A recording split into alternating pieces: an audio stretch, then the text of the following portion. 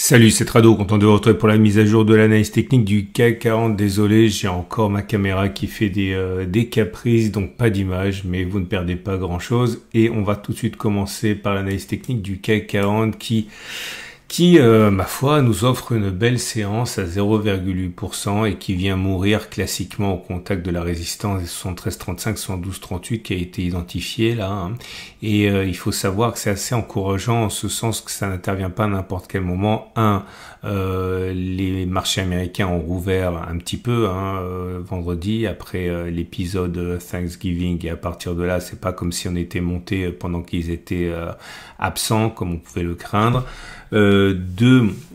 C'est très important de comprendre quelque chose que je vais essayer de vous faire comprendre juste au-dessus. Là, regardez, lorsque vous avez une tendance, ok, il est plus plausible qu'elle se perpétue plutôt qu'elle ne s'inverse. Par contre, effectivement, c'est vrai jusqu'au moment où une tendance donnée sur l'unité de temps supérieure viendrait se mêler à la fête. Par exemple, si au-dessus, vous avez une tendance sur l'unité de temps supérieure, par exemple hebdomadaire, qui est baissière, eh bien vous allez avoir un choc qui va se manifester par des difficultés sur une unité de temps inférieure. Ce que je veux dire au-delà du verbiage, c'est que on a une tendance qui est baissière, mais elle est venue rencontrer une zone de support hebdomadaire. Je vous montre les données hebdomadaires, vous allez bien comprendre.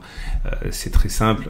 Vous voyez, en données hebdomadaires, la tendance, elle était haussière. Et donc, à partir de là, la consolidation journalière est venue se confronter à quelque chose de plus fort. Alors, bien sûr, au bout d'un moment, ça peut finir par casser, c'est pas la question. Mais il faut savoir que c'est des zones de prise de profit et des zones d'achat pour ceux qui ont une unité de temps plus longue. Et donc, il faut en tenir compte, ce qui veut dire clairement que sur les données journalières, la tendance, elle est baissière, mais on est sur un niveau qui pourrait mettre fin à ça. Et il y a des éléments qui qui valident ce scénario. C'est la présence d'un gap qui a été comblé, qui était ici. Alors bon, maintenant c'est un peu vieux, mais j'avais expliqué qu'on avait un petit gap ici. Vous voyez, cette zone-là. Et j'avais expliqué également, je travaille comme un cochon, mais voilà, elle est là, qu'il pouvait s'agir d'un gap de continuation ou un gap commun ou un gap d'essoufflement. Et en tout état de cause, s'il était comblé, ça mettrait un coup d'arrêt au moins provisoire à la tendance de baisse. Et j'avais même rajouté, regardez la vidéo de la semaine dernière, que très souvent, lorsque l'on a un gap qui est comblé, ça ouvre la voie à une consolidation. Éventuellement, en bonus, une inversion de tendance. Tout ça pour dire quoi ? Tout ça pour dire que ça milite pour le fait qu'on puisse avoir éventuellement du répit dans la baisse.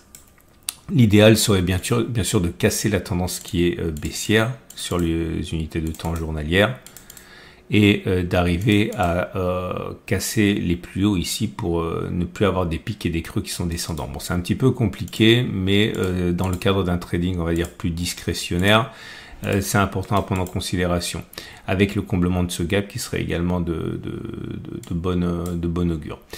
On avait des objectifs qui étaient signifiés par le Turtle Soup. Là aussi, je peux pas revenir dessus parce que sinon ça serait trop long. On avait dit que l'objectif c'était de faire une fois la distance au stop de protection au moins, c'est-à-dire 0,72, ça a été atteint dès la bougie suivante. Et là, on avait sur la dernière vidéo un autre objectif qui était donné par l'étoile du matin. Là aussi, regardez la vidéo de la dernière fois et on avait expliqué que généralement, c'est une des configurations les plus puissantes sur lesquelles je me suis appesanti la dernière fois. Là aussi, c'est de faire R1. Ok, et ça voudrait dire ici 1,27 vers le haut, on a fait 0,87. Bon, on va voir. J'aimerais aujourd'hui... il y a un florilège de signaux haussiers qui ont été délivrés. Déjà, on passe au-dessus de la M7 ici, donc la tendance immédiate n'est plus baissière. Bon, c'est pas la première fois, ça a été le cas ici aussi, ça n'a pas marché. Le cas ici aussi, ça n'a pas marché, mais généralement, faut bien commencer par quelque chose et les fins de tendance baissière passent par un passage et une clôture au-dessus de la M7. C'est chose faite. Non, moi, ce que j'aimerais vous montrer aujourd'hui, c'est quelque chose que j'aime beaucoup, que vous connaissez, mais que j'ai pas testé depuis un moment. Et pour cause, ça se passe au niveau du 3 line break. Donc, 3 line break, c'est ici. Vous n'avez pas ça sur la formule gratuite PRT web. Il faut ouvrir une plateforme complète PRT qui est également gratuite, hein, mais sinon vous le trouverez pas. Vous avez un lien en dessous de la vidéo d'ailleurs pour le faire. C'est la même plateforme que moi ici, hein. Et vous allez sur 3 Line Break là. Et le 3 Line Break a ceci de particulier qu'il inscrit une nouvelle bougie uniquement lorsqu'on a fait un plus haut de 3 bougies ou un plus bas de 3 bougies. Clairement, là vous avez droit à une bougie verte. Pourquoi? Parce qu'on a clôturé plus haut que le plus haut des 3 derniers blocs. Ok, et donc du coup on a une bougie qui a été dessinée en l'occurrence ici verte. Et là par exemple sur la bougie précédente, pourquoi c'est une grande bougie rouge? Parce qu'on avait vous prenez les 3 derniers blocs, c'est cela, le plus bas il était là, on a clôturé en dessous, donc on avait le droit de tracer une nouvelle bougie, mais pour le coup rouge. Donc il faut vraiment passer au-dessus des 3 derniers blocs ou en dessous des 3 derniers blocs en clôture, hein, pour avoir le droit de dessiner un nouveau bloc. Et c'est intéressant parce que c'est un signal qui est extrêmement fiable du fait qu'on n'a pas inscrit les plus hauts. Regardez, alors là j'ai fait le test 122 fois tellement j'étais content de pouvoir backtester à nouveau. Regardez, l'idée c'est que j'ai regardé les fois où on a fait une bougie verte après une première bougie verte et les fois où on a fait une bougie rouge. Ça s'appelle des blocs, hein, je l'ai déjà dit, après le premier bloc vert. Donc là j'ai mis vers le haut la flèche parce qu'on a fait un premier bloc vert et puis derrière on a encore fait un plus haut de 3 dernières bougies ici, donc on avait le droit de mettre un bloc vert là aussi.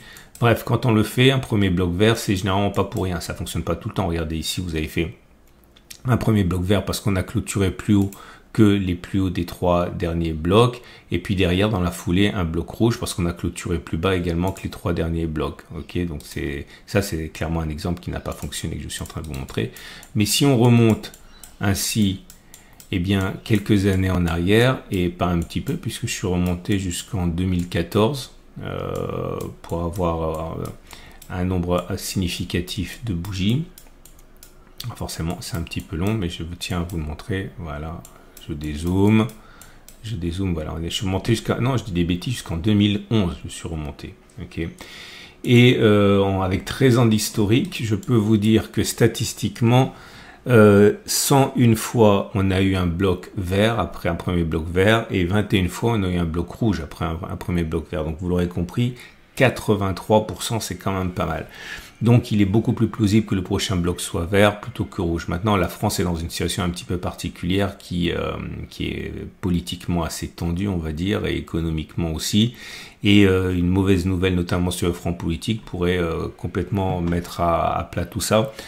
Et le problème également du 3 Line Break, c'est que c'est un excellent outil, mais vous ne maîtrisez pas vraiment le stop loss, en ce sens que ce n'est que lorsqu'on a dessiné un bloc rouge éventuellement que vous pouvez sortir en vous disant que ça fonctionne pas. Mais un bloc rouge, ça peut mettre beaucoup de temps avant d'arriver, comme ça. Regardez cette grande bougie rouge là. Croyez-moi, on clôture bien en dessous, ça se voit pas bien, mais c'est pour ça qu'on a droit à un bloc rouge. Donc ça peut faire des baisses qui sont quand même très significatives. C'est pour ça que soit vous pouvez l'utiliser en tant que tel en vous disant que vous ne maîtrisez pas vraiment le niveau de sortie, donc il faut prendre des positions assez petites, soit vous l'utilisez comme un filtre, c'est-à-dire qu'à partir de maintenant vous changez de régime, vous allez sur données journalières et vous prenez les signaux haussiers, ou alors vous changez d'unité de temps, etc. Mais en tant que tel, le 3 Line Break, je le dis pour la 4e fois, il faut se méfier, c'est super, mais on maîtrise mal le point de sortie. Rapidement, je passe en revue tous les autres signaux haussiers qui sont apparus vendredi. Le stochastique qui croise son signal à la hausse, le CCI qui sort de sa zone de surachat, le Williams également. Ça je me trompe, j'en avais déjà parlé, je crois, la précédente bougie. Le RSI qui passe au-dessus de son signal, le SHAF qui passe au-dessus de la ligne de 0 et le MACD qui croise son signal à la hausse. Bref. Si tout se passe normalement, c'est-à-dire statistiquement, normalement on n'a pas terminé de monter, pas impossible d'ailleurs que l'on aille chercher ce gap là qui correspondrait à une hausse de 2%. Il faut également se souvenir qu'on est dans une période assez positive, puisque historiquement le mois de décembre est très largement haussier avec ce qu'on a coutume d'appeler le rallye de fin d'année. Voilà, on va passer aux éléments de trade du jour. Vous avez plein de choses qui vous attendent dans l'onglet communauté de la chaîne YouTube et plein de vidéos que j'ai mises en ligne. Je vous rappelle également, et c'est très important, qu'il vous reste, allez, on va dire à peu près 24 heures jusqu'à la fin de l'opération Black Friday qui vous permet d'accéder au club des Tradosauriens. C'est une nouvelle structure qui ne doit pas être confondue avec le cercle, mais le cercle, il n'y aura plus d'entrée, c'est complet. Vous avez donc la possibilité d'accéder à mes 70 plus webinaires privés, les fiches pratiques du cercle, la rencontre sur visioconférence mensuelle pour discuter, pour sortir de la solitude du trader, etc. en 2025. Et également, je rappelle, parce qu'on m'a beaucoup posé la question, oui, évidemment, si vous avez déjà acheté des éléments du cercle, comme des archives, etc., vous n'avez qu'à déduire le montant que vous avez déjà réglé des 495 €, puisqu'actuellement, c'est 55% de réduction pour le Black Friday. Et bon, voilà, clairement, si vous avez déjà payé 300, vous n'avez plus que 195 à payer. Ok? Donc, n'hésitez pas, vous avez un lien en dessous de la vidéo. On passe au trade du jour, tout naturellement. Votre rendez-vous avec IG. IG, bien plus que du trading, une équipe d'experts à vos côtés. Si vous êtes haussier, c'est toujours la même chose. Soit vous avez une vision assez large, là je vous invite à regarder les données hebdomadaires et à trader avec des outils adéquats, parce que ça risque de prendre du temps, donc il ne faut pas que vous fassiez trop laminer par le temps qui passe avec les outils. Bon, vous achetez ici. Objectif, retour sur les plus hauts, stop de protection large. Vous avez un ratio gain-risque largement supérieur à 1.